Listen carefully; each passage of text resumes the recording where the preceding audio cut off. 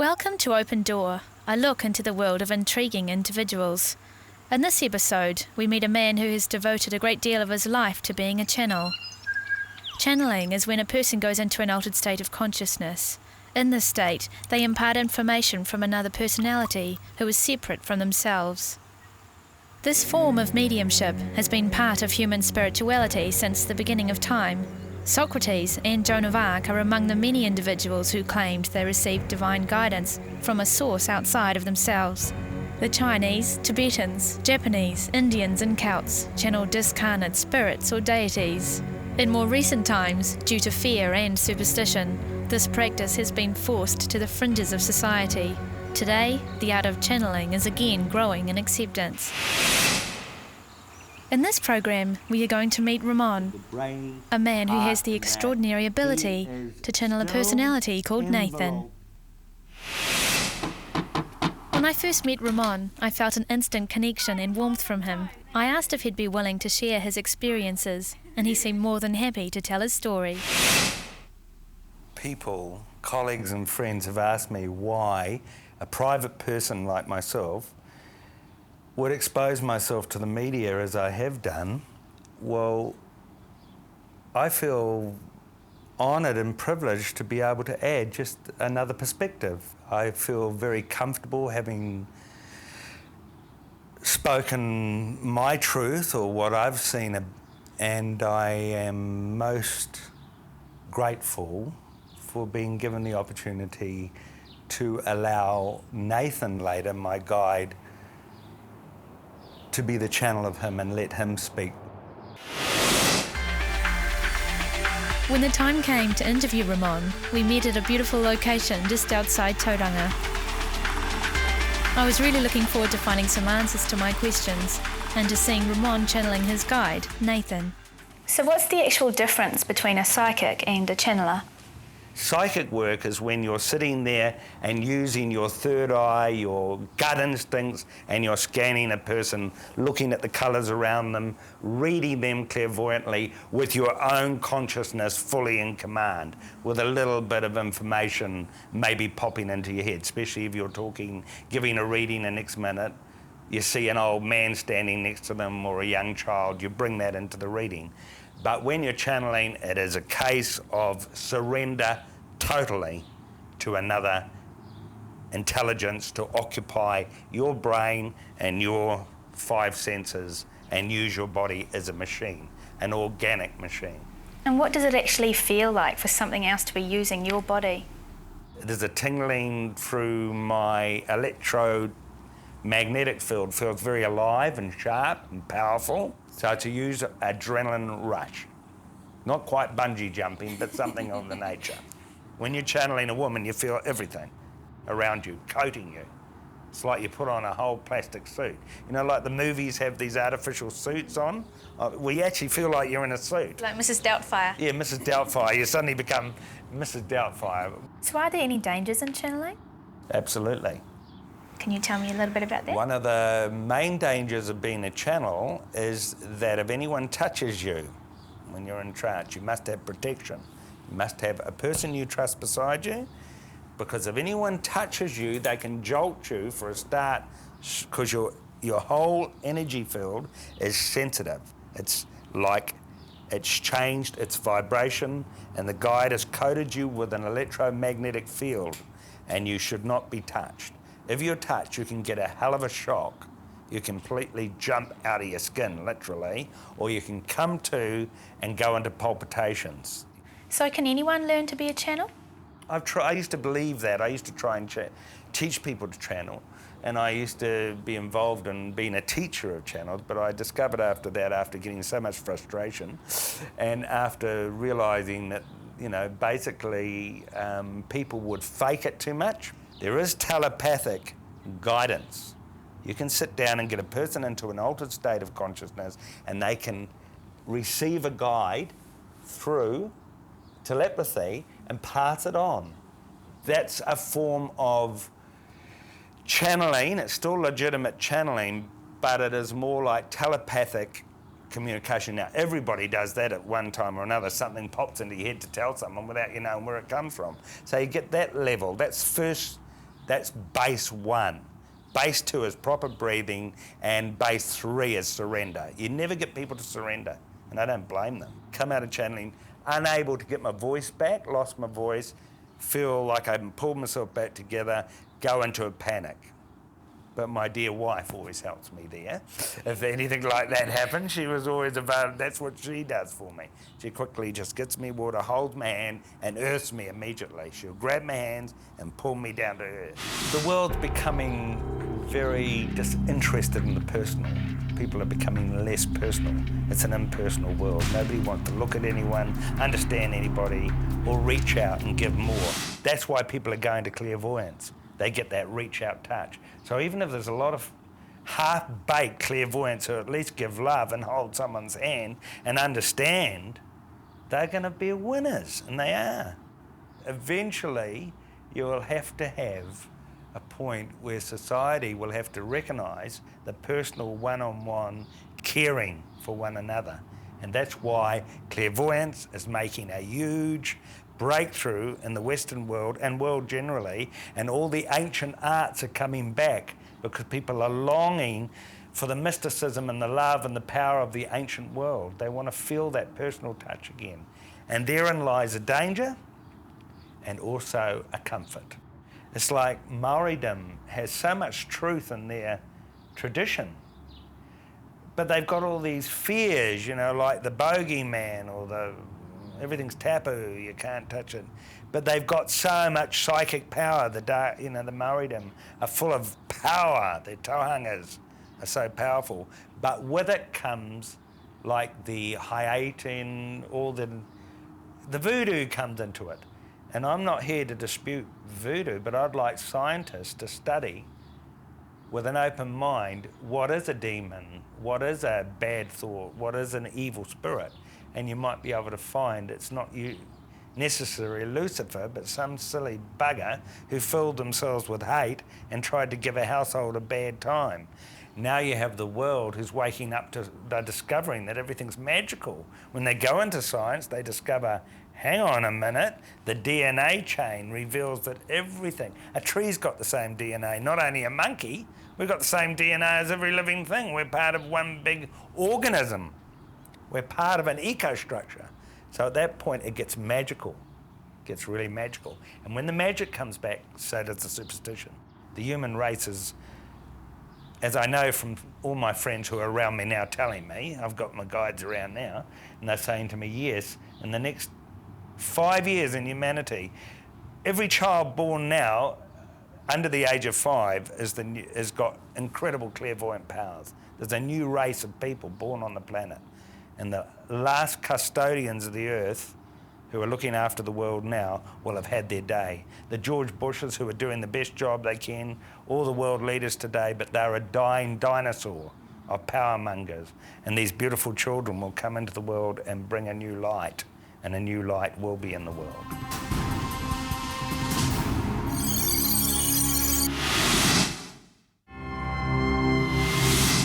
So how old were you when you had your first psychic experience?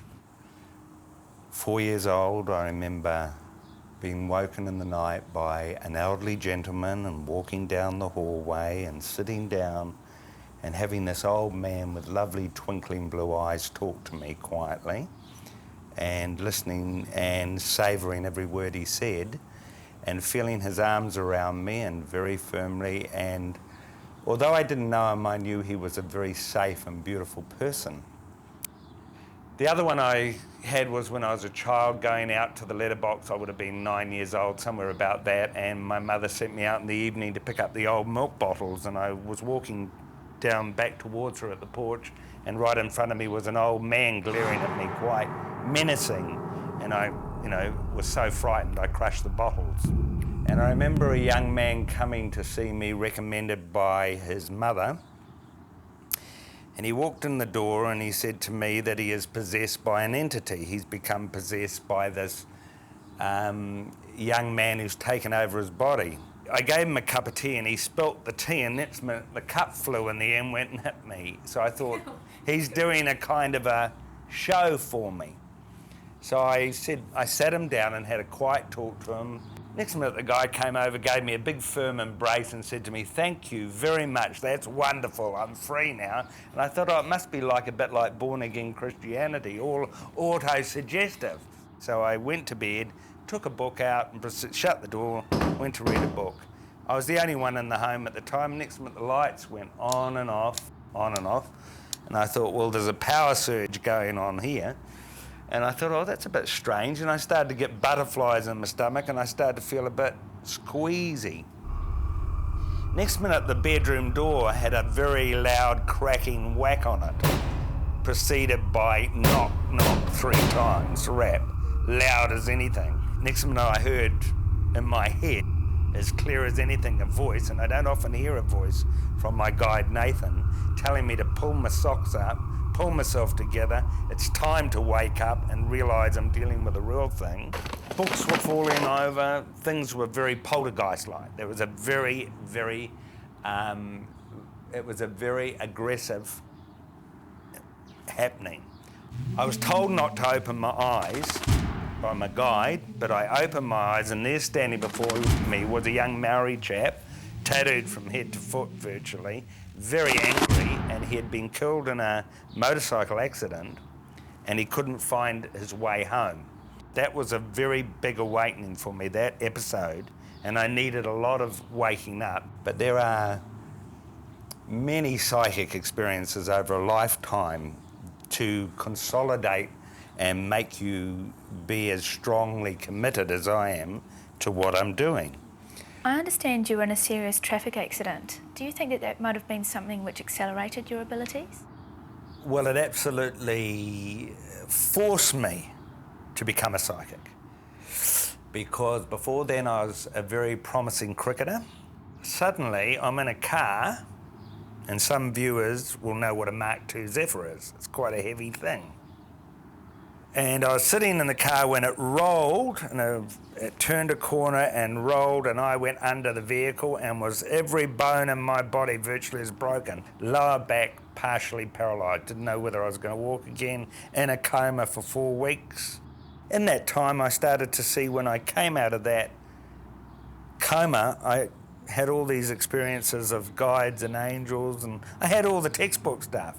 Carried up into heaven, sitting with Jesus, sitting with all the rest. And if they're hallucinations, I don't care, they're beautiful. They kept me going because the pain was excruciating. If it was the morphine or the pethidine injections, great. But whatever it was, at the end of the day, I woke up seeing auras, clear more than ever before. I seemed to feel what people's lives were about. I could sit with someone and understand who they were and all about them. It opened me right up, clairvoyantly opened me up. People have the concept, and rightly so, that guardian angels will look after you from danger. They will not. They will help you on the train to disaster till you learn. I had an unfortunate episode in Australia in Glebe, Sydney. The house was broken into by a couple of gangsters, and when I say gangsters, real gangsters. They were looking for drugs. One of the people living in the apartment was a drug dealer. They stuck a .38 revolver in my mouth because they thought I was the dealer, and they threatened to blow my brains out. I promptly wet my pants and then decided rationally what was happening here. They cut one fella's ear off. They bashed one with a club to his head. He was completely split his skull. They came to me as the last person and started to put the boot into me. First they put a knife and they started to just move around my eyes with it and threatened to cut my eyes out. I was speechless at that point, so I didn't know what to say. So I just prayed. I suddenly became aware of that old man. I got an impression of that old man in my face, and I saw him like a vision of him looking at me with his blue eyes. Immediately, the room went into a psychic turmoil, and I mean a psychic turmoil of confusion. They were gone in a flash. I promptly came back to New Zealand. Very emotional to talk about it now. It's very frightening. If you have an experience like that, it stays with you forever, and you don't want to dig it up too much. Is there any chance that you could actually lose your abilities? Absolutely. How would that happen? It could be taken away any time if I was no longer needed by my guide. If my guide didn't need me anymore, that would go. If that went and I couldn't channel, I think I'd get a bit disheartened being a clairvoyant, because I really love the honour and the privilege of channeling, because it's such a higher level to clairvoyance. Nothing's forever. You can't ever expect. A painter can lose their hands, their eyes. Things are lost. Can't guarantee anything. But while it's there, you use it.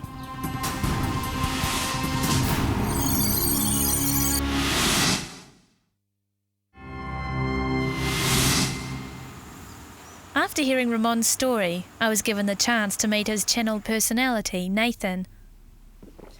Okay. I was amazed at how quickly he came through. Sadhu, God bless you both. Very pleased to once again greet you and you to greet me likewise. Now, obviously, I am more concerned with the larger picture of where humanity and where the basic movement of global consciousness is heading, and also aware of where every individual can be assisted in clarifying their part to play in the greater scheme. So the real world is the spirit world or heaven world, and this is your experimentation, this is your world of experience. This is where you get together and have a hell of a good time at working out what you want to discover, learn, and feel. So where people make the greatest mistake of all, or souls make the greatest mistake of trying to live without trouble, trying to have a peaceful, harmonious, non-dramatic existence, because that is not the way the human planets are designed. They're designed for drama and high theatre. And why is it that you choose to come and communicate with us? You're at the most dangerous period ever in the history of this planet. So, because you have rejected en masse the religious teachings and the moral teachings of the past, there has to be now a new kind of spiritual fiber brought into humanity's consciousness. The only one what reveals that is the Dalai Lama, who speaks it very clearly that in the Buddhist, pure Buddhism, they listen to channels. They listen to channeling and talk to the spirit guides. He is the most advanced, could we say, teacher, or the most useful teacher on the planet in flesh at this time. Ramon mentioned that it can be dangerous for him to channel. Are there any dangers for you? Yes, there is the ability for me to be locked in. Say he died suddenly now, I'm still here. So I'd have to take over his life. I would have to live in his life. Believe me, that is not my desire. Can you tell me what the benefits would be for someone to come and see you rather than going to a counsellor or a therapist? One of the outstanding differences to going to a medium is simply you don't have to ask a lot of questions. You just sit there and they tell you. In other words, save yourself having to spend too long explaining your emotional state. They know your emotional state immediately and will go to the crux of the matter or the core of your problem very quickly. I've heard a lot of stories about near-death experiences, about people seeing the light when they're about to die. What is it that actually happens when people die, and what is it that they're seeing? We've been sucked out of the ocean of human consciousness. In other words, imagine this as just liquid. Your globe is a liquid, just an ocean of material energy solidifying into shapes and forms according to its frequency. As you die and you're leaving your body, the global mass energy turns into liquid. becomes liquid light. It becomes atomic particles. And can you tell us a little bit about where you come from? What does it look like? I live in what you call a matrix, what you become familiar with that wonderful movie which has shifted humanity more than most in collective consciousness, a very wonderful concept brought through by the author's inspiration. So yeah, I live in a hologram world when I want to have physical form. Where I reside, I love water. I just love ocean. So I live in a place where my home is what overlooks, similar to your Mediterranean terrain. Something very blue, beautiful dry climate, perfect. So is there anything you'd like to say to those cynics who may be watching? Basically, if you really are intelligent, you will understand that it would be indeed ridiculous to think that you're just a lump of meat, muscles, sinews, and your intelligence comes from a blob called the brain. The mystery side of life is obviously there. There's truth in it, and you've got to find your own personal experience of it.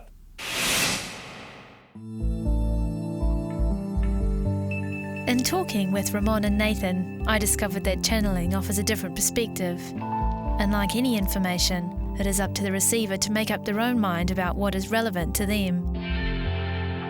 Even if you don't believe in the existence of alternative realities, the information that comes through just adds another layer to the colourful complexities of life.